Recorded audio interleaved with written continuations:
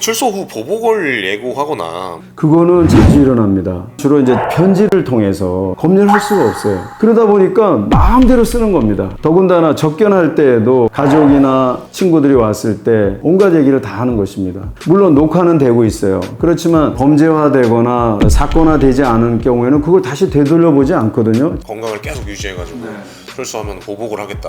그건 충분히 짐작이 갑니다. 우리 일반 국민들보다도 더 운동을 많이 합니다. 심지어는 영양제 많이 먹습니다. 그러니까 그런 낌새가 보이더라도 사실상 할 수 있는 거는 없겠네요. 그 보복 범죄를 할지 이런 건 우리가 모르죠. 아직 실행에 착수가 안 된 경우에는 형사 입건할 수도 없고 교도소 내에서 징벌을 가할 수도 있는데 그런 것도 징벌의 요건에 해당이 돼야만, 그러니까 사실 가장 억울한 사람은 피해자입니다. 사실상 사형 폐지 국가인 우리나라에서 가해자가 수감됐다고 피해자가 완전히 안전해지는 것은 아닙니다. 이른바 부산 돌려차기 사건이 대표적인 사례입니다. 가해자에게 미수로 지난 12일 징역 20년형이 선고됐지만 피해자는 보복을 예고한 그가 출소 후 50대 초반에 불과하다며 죽으라는 이야기 같다고 호소했습니다. 유수원은 청송교도소장과 안양교도소장 등을 거친 교도관 30년 경력의 김한식 백석대 범죄교정학과 교수 인터뷰에서 범죄 피해자가 철창 속 가해자에게 얼마든지 위협받을 수 있다는 사실을 파악할 수 있었습니다. 돌려차기 사건 가해자 같은 경우에는 출소 후에 보복을 하겠다 하고 구치소에서 그렇게 떠벌리고 이렇게 다녔다고 얘기를 전해지고 있습니다. 이게 출소 후 보복을 예고하거나 뭐 이런 경우도 혹시 재직 시에 좀 목격을 하신 게 좀 있으신지? 그거는 자주 일어납니다. 피해자는 주로 이제 편지를 통해서, 제가 근무할 때만 해도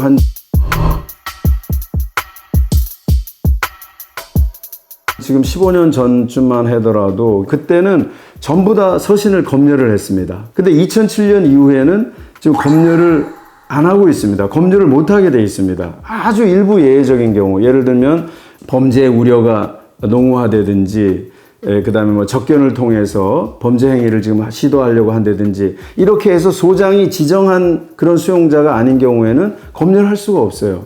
그러다 보니까 마음대로 쓰는 겁니다. 그래서 피해자를 어떻게 알아가지고 주소를 알든지 이렇게 해가지고 계속 쓰는 거죠. 여러 번 제가 받고, 우리 직원들을 통해서도, 저는 이제 소장으로 또 근무를 했기 때문에 직원들 보고를 통해서도 여러 번 했는데 검찰에 통보를 해가지고 형사 입건하는 경우도 있습니다만은 그렇기 때문에 입건될 수 있는 정도는 어느 정도의 내용이? 입건될 수 있는 것은 이제 좀 더 구체성을 띠고 자기가 뭐 언제 나가서 어떤 식으로 하겠다라든지 좀 더 이제 범죄의 구성 요건에 해당할 만큼의 그런 행위가 있어야 되죠. 그러니까 그런 것을 교묘하게 피해 나가면서 얼마든지 상대방에게 위화감이나 불안감, 공포감을 줄 수 있는 것이죠. 그래서 저도 이제 근무할 때 그게 너무 안타까웠어요. 수용자들이 검열 당하는 것을 알 때에는 또 조심하죠.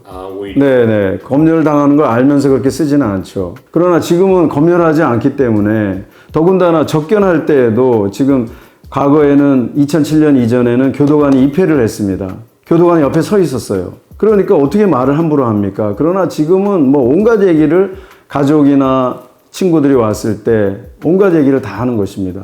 물론 녹화는 되고 있어요. 그렇지만 그것이 범죄화되거나 사건화되지 않은 경우에는 그걸 다시 되돌려보지 않거든요. 지금은 다 그냥 마음대로 말을 합니다. 접견하면서. 물론 우리가 전 국민의 어떤 인권 차원에서, 인권 보장 차원에서 범죄자라도 우리가, 왜냐하면 무죄 추정의 원칙에 의해서 특히 구치소에서는 형이 확정되기 전까지는 무죄 추정이잖아요. 그런 이면에는 이렇게 문제점이 야기되고 있다는 것을. 그런 설도 있었어요. 감옥에 있는 기간 동안 이렇게 몸을 키워서 출소하면은 건강을 계속 유지해가지고 출소하면 보복을 하겠다.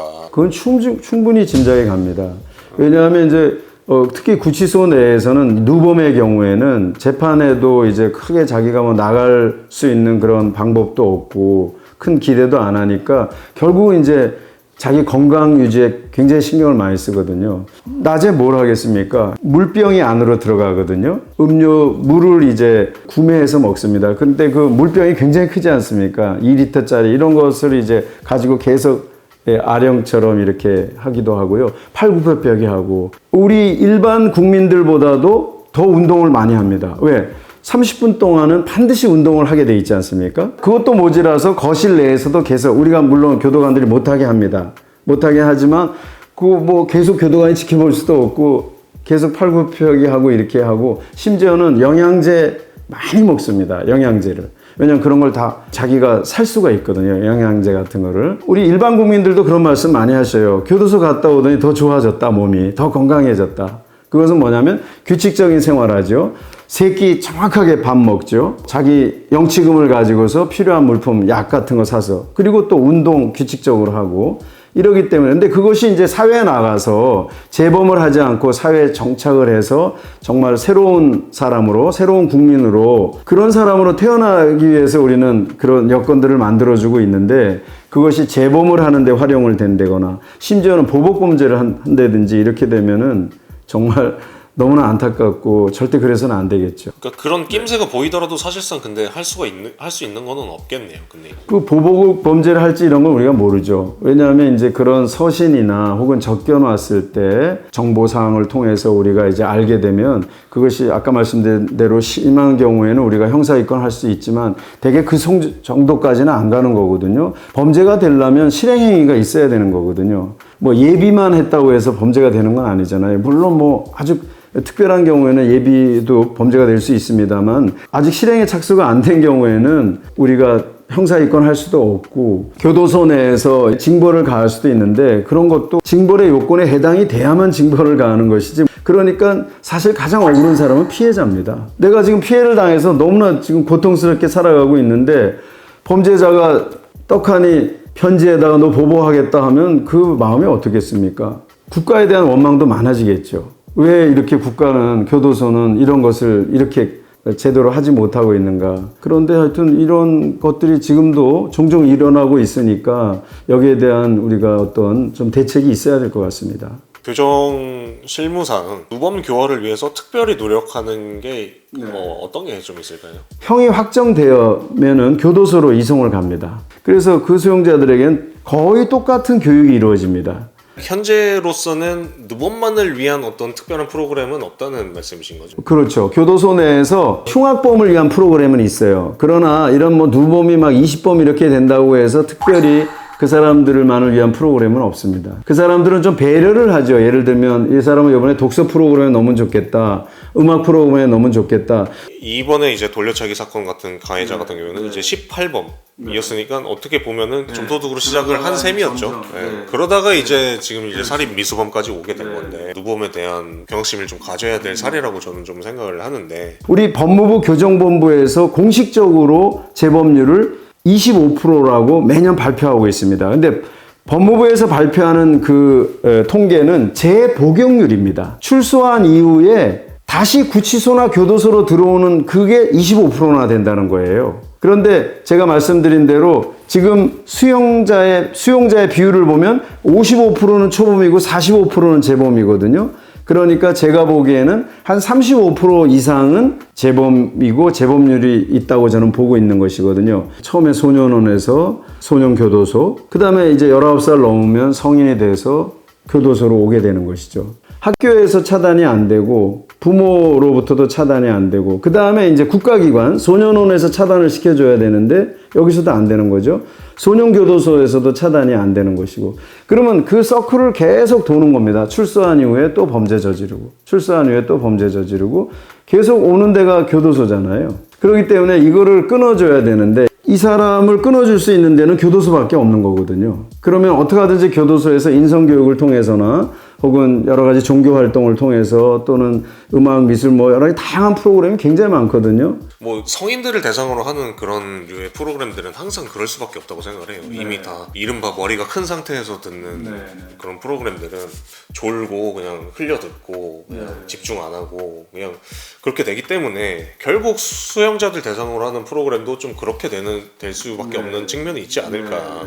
저는 이제 교도관 생활을 하거나 또 학자로서 지금 학교에 있으면서 느끼는 게 뭐냐면 이제 사람을 변화시켜야 되잖아요. 범죄 저지르던 그런 습성을 범죄 안 저지르게 해야 되는데 이건 정말 굉장히 어려운 일이거든요. 이 마음의 변화를 위해서 많이 지금 우리가 신경 쓰고 있는 인성교육도 어떻게 되냐면 교도관이 시키는 게 아니고 외부에서 교육팀이 들어와서 하고 있습니다. 전부 다.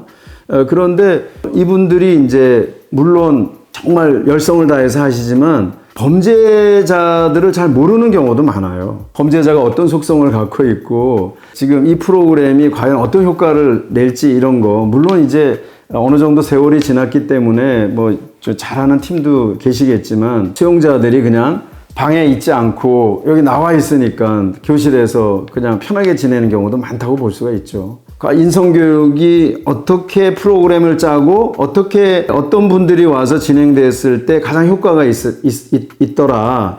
이런 좀 평가 작업이 필요할 것 같습니다. 그렇기 때문에 좀 우리 본부 차원에서 조금 매뉴얼 같은 걸 만들어 가지고 특히 흉악범을 위한 또 누범을 위한 매뉴얼을 좀 만들어 가지고 이들에게 어떤 교육을 시키고 어떤 과정을 거쳐야 좀 더 재범률이 줄어들 수 있겠구나 하는 이런 것에 대해서는 좀 장기적으로 중장기적인 계획이 필요할 것 같습니다.